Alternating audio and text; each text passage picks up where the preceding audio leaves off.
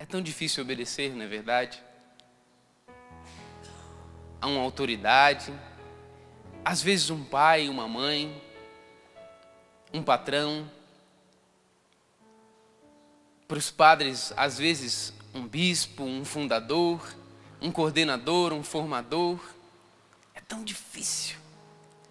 Sobretudo se aquela ordem que eu tenho que fazer não me agrada. O que muitas vezes acontece. Hoje, estamos pensando, diante dessas leituras, diante desta liturgia, a quem eu vou obedecer? Porque veja bem, um seminarista, por exemplo, o seu reitor diz: vocês têm que rezar as laudes conosco. E digamos que ele tenha muita dificuldade com a cama, aquele sono pesado, mas é que aquela cama aprendeu a lutar jiu-jitsu e dá uns golpes assim no seminarista, não deixa ele sair da cama. E daí vem a pergunta: a quem obedecer? Ao meu reitor ou aos meus instintos, às minhas necessidades?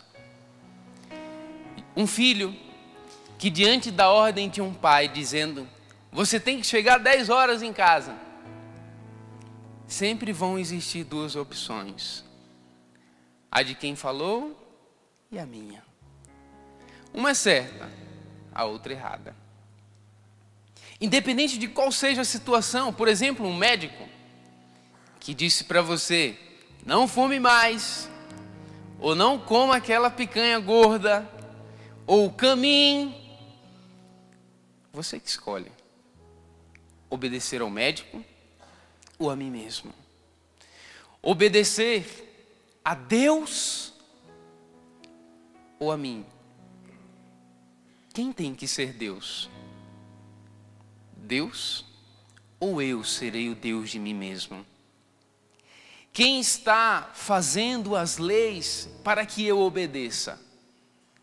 Essas que estão na palavra, as do Espírito Santo ou as do meu espírito rebelde?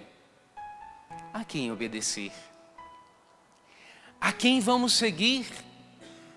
Por exemplo, diante de uma ofensa e você ficou com raiva daquela pessoa, a palavra diz claramente: perdoe os seus inimigos. Perdoe aqueles que te ofenderam, te maltrataram, te perseguiram. O evangelho de ontem, por exemplo. Quem você vai obedecer? A você mesmo? Ao seu instinto? Aos seus sentimentos ruins muitas vezes? Ou a palavra de Deus? Existe uma outra luta também dentro de nós, dos grandes pecados, por exemplo, em relação à sexualidade, que acho que falamos pouco até sobre isso. Acho que temos que falar mais. É uma coisa tão forte, né? Querendo nos arrastar para baixo. São Paulo até diz assim, que dentro dele existe uma outra lei que combate contra a lei do Espírito. É um duelo. E num duelo, costuma-se dizer assim, que vença o mais forte. Quem é mais forte? Quem vai vencer? O homem velho ou o homem novo? O homem dócil ou o rebelde? Quem vai vencer nessa luta? Porque você, se você não sabia, eu vou lhe dizer, você é precioso para Deus. Você vale muito para Deus. Você é muito importante para Deus. Pai, mãe, filho, gente grande, pequena, consagrado ou não, você é muito importante para Deus. E estamos sim numa grande guerra. essa guerra espiritual.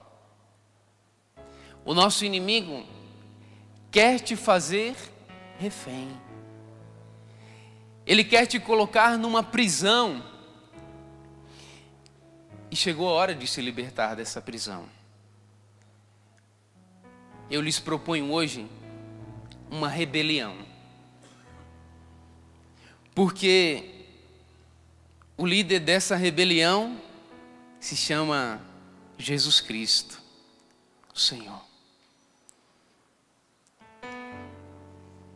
Ele entrou nessa prisão deste nosso mundo, em que ninguém poderia sair, em que não poderíamos ser livres de verdade. Se fez pecado, não é assim que a palavra diz? Entrou nessa prisão para se tornar líder de uma rebelião. Não uma rebelião do mal, como vemos às vezes nos nossos noticiários, mas uma rebelião do bem. De não me conformar, não me acostumar com o carcereiro que tem me prendido todos os dias.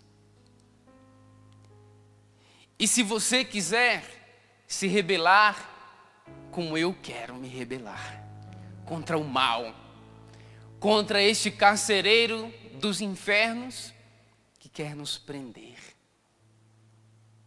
eu preciso seguir as leis do líder. É básico, é fácil. Siga o líder, aquilo que ele ensina, aquilo que ele deixa, os seus mandamentos. É o que a palavra está dizendo hoje. Veja, por exemplo, aqui na primeira leitura, Deuteronômio 4, Moisés falou dizendo: agora, Israel, ouve as leis e os decretos que eu vos ensino a cumprir. Por que obedecer? Para que fazendo vivais.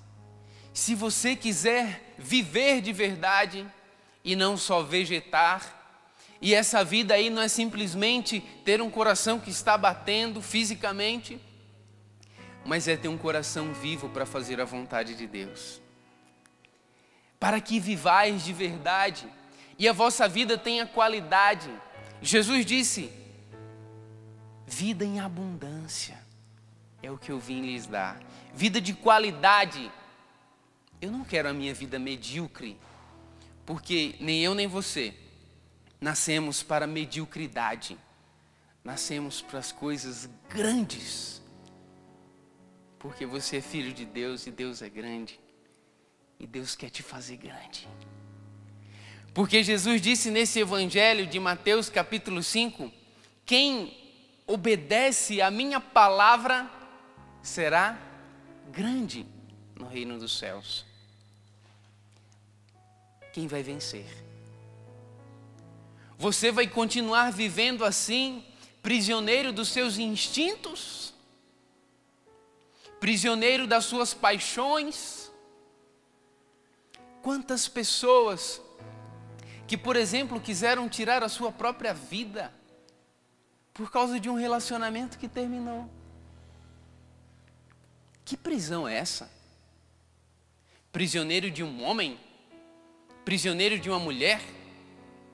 Quantas pessoas que quiseram matar o outro, às vezes alguém da sua própria família, ou pelo menos dar uns tapas, por causa de uma discussão, de uma humilhação, de uma situação ruim? Que prisão é essa? Que te escraviza? Você acha que isso é ser livre? Quantas pessoas que dizem: ah, eu falo mesmo, eu não tenho comigo esse negócio de guardar não. Se eu penso, eu falo, não quero nem saber, pode ser o Papa. Tem gente que fala assim. Será que você está sempre com a verdade?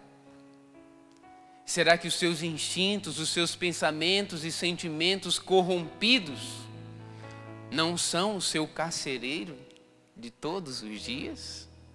Será que os seus pensamentos ou temperamento desequilibrado não está sendo o seu carcereiro? É preciso rebelar-se com Jesus. Na rebelião do bem, você só tem a ganhar. Olha, por exemplo, a oração que fizemos hoje, chamada oração da coleta. Ó Deus de bondade, concedei que formados. Como que uma pessoa é formada? Para ir para a Terra Santa eu estou aprendendo a fazer várias coisas, inclusive a cozinhar. Porque lá a gente tem que se virar. Eu aprendi a fazer bolo. Adianta você fazer aquela massa ali do bolo e você não ter a forma. Como é que vai assar aquele negócio? Não dá. Eu preciso de uma forma para que aquele bolo assuma o formato da forma. A palavra de Deus é a minha forma. Se você quiser ter a forma de Deus, você precisa usar esta forma. Esta forma aqui, comparando com a rebelião, lembra que, por exemplo, os presos, os encarcerados, quando se organizam para fazer uma rebelião, a rebelião precisa de armas. E daí uma barra de ferro, um pedaço de pau, fogo, vidro, um arame, um objeto pontiagudo. São as armas que eles usam para se rebelar. Eis a nossa arma, a palavra de Deus, que é como uma espada de 2 gumes, atravessando-nos, cortando o que é mal em nós, fazendo-nos de verdade livres, formados pela palavra. Continua a oração dizendo, formados pela observância, que vem de obedecer, observar. O Padre Jonas gosta sempre de dizer que obediência vem de obaudire, do latim, que significa ouvir, escutar. Se você não escuta a palavra de Deus, se você não escuta a Deus, o libertador das nossas almas, o líder da nossa rebelião, infelizmente você vai escutar quem já está dentro de você, o homem velho, as coisas ruins. Porque você vai sempre ou obedecer a Deus, ou obedecer a você. Ou obedecer, como mostrava nos desenhos antigamente, ou acho que ainda tem, um anjinho e um demôniozinho. Quem você vai escutar? E escutar aqui significa praticar, obedecer. Quem eu vou obedecer? Diante daquela tentação, quem eu vou obedecer? Continua a oração. Formados pela observância da quaresma e nutridos, olha, por vossa palavra. Saibamos mortificar-nos para vos servir com fervor. Alguém tem que morrer nesse duelo. O carcereiro precisa morrer. Vamos matar o carcereiro? Jesus quis matar o carcereiro. O demônio, o mal, a mentira, as paixões, os vícios, os pecados, as tentações, os traumas, aquilo que te rouba de Deus, aquilo que te impede de ser feliz. Chegou a hora de matar o carcereiro. Siga o líder. Existe uma música que a Eliana tem cantado, que diz, ó morte, morte para essa vida terrena, te desejo significa que eu estou morrendo para as coisas ruins e renascendo para Deus. E renascendo para as coisas boas, para as coisas santas, para as coisas do Senhor. Ó vida, que a cruz de Cristo lhe resigna, te desejo. Está falando de libertação. Chegou a hora de sair da prisão. E para que eu saia dessa prisão, eu preciso cantar com a vida. Seduziste-me, Senhor. E eu me deixei seduzir. Tua força é bem maior do que eu. Submete-me. Submissão à palavra, à vontade de Deus. Como Maria, eis aqui a escrava do Senhor. Porque ser escravo de Deus significa ser livre. Porque Deus não sabe encarcerar ninguém. Ele só sabe nos libertar. Então, vence-me, Senhor, neste duelo, que o carcereiro muitas vezes sou eu mesmo. Vence-me, Senhor. Que a tua vitória, Senhor, em mim signifique santidade. O santo é livre. É aquele que saiu do cárcere, saiu da prisão.